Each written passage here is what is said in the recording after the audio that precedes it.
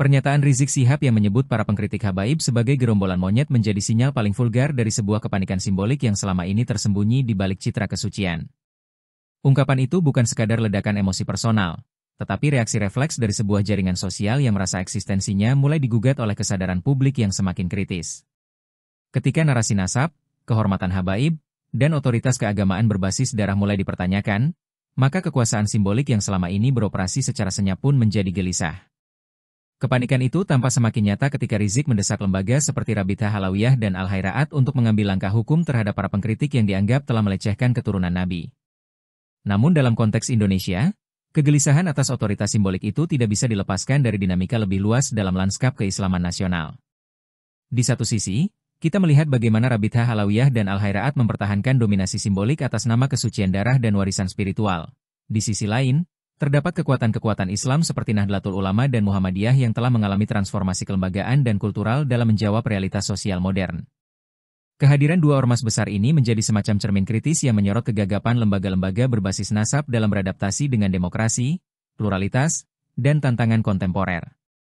Nahdlatul Ulama, misalnya, meskipun juga berasal dari tradisi Islam pesisir dan tidak terlepas dari pengaruh Ba'alawi, telah bergerak lebih jauh dengan mengembangkan pendekatan fiqh sosial, pluralisme agama, hingga wacana keislaman yang responsif terhadap konteks kebangsaan. NU secara kelembagaan tidak menjadikan nasab sebagai penentu otoritas, melainkan menempatkan kapasitas intelektual dan keberpihakan sosial sebagai tolok ukur kepemimpinan. Tradisi pesantren dalam tubuh NU berkontribusi besar dalam menyemai nalar kritis berbasis khazanah klasik namun terbuka pada pembaruan.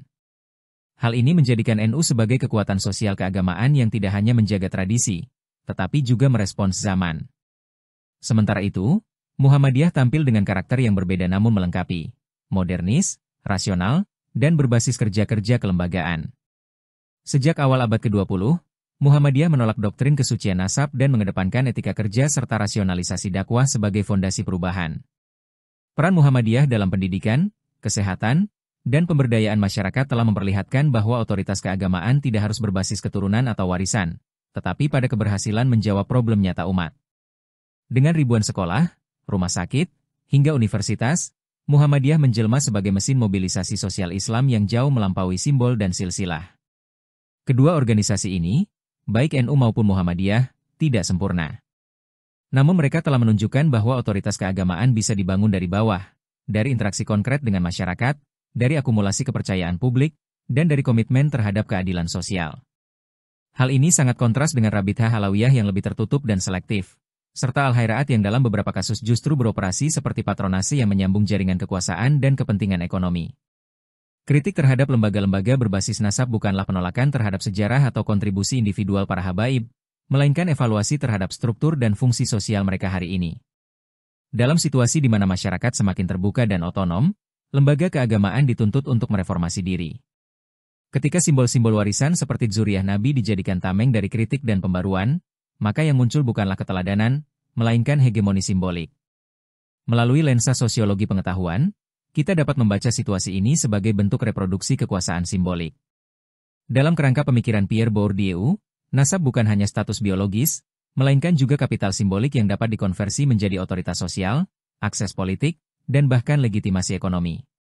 Ketika lembaga-lembaga seperti Rabithah dan Al-Hayraat tidak membuka diri terhadap evaluasi sosial, maka mereka tidak lagi sekadar pelestari tradisi, tetapi telah menjelma menjadi benteng status quo yang beroperasi layaknya sebuah evil empire, kekaisaran simbolik yang mengatur tafsir, membentengi nasab, dan menutup ruang kritik atas nama kesucian darah. Istilah evil empire di sini bukanlah bentuk provokasi kosong, tetapi refleksi terhadap struktur sosial yang telah menjadi rigid dan elitis.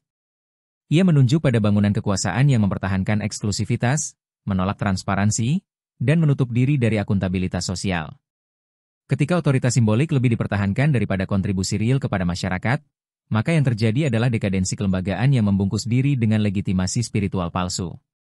Dalam konteks ini, kemunculan reaksi emosional dari tokoh seperti Rizik Syihab hanya memperkuat asumsi bahwa kritik terhadap nasab telah dianggap ancaman terhadap tatanan simbolik yang selama ini mereka nikmati. Alih-alih menjawab kritik dengan argumen, mereka memilih jalur pelecehan verbal dan kriminalisasi wacana.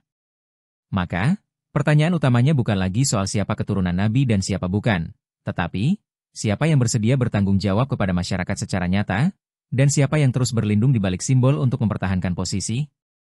Masa depan lembaga keagamaan di Indonesia tidak bisa disandarkan pada romantisme masa lalu atau keabsahan nasab semata.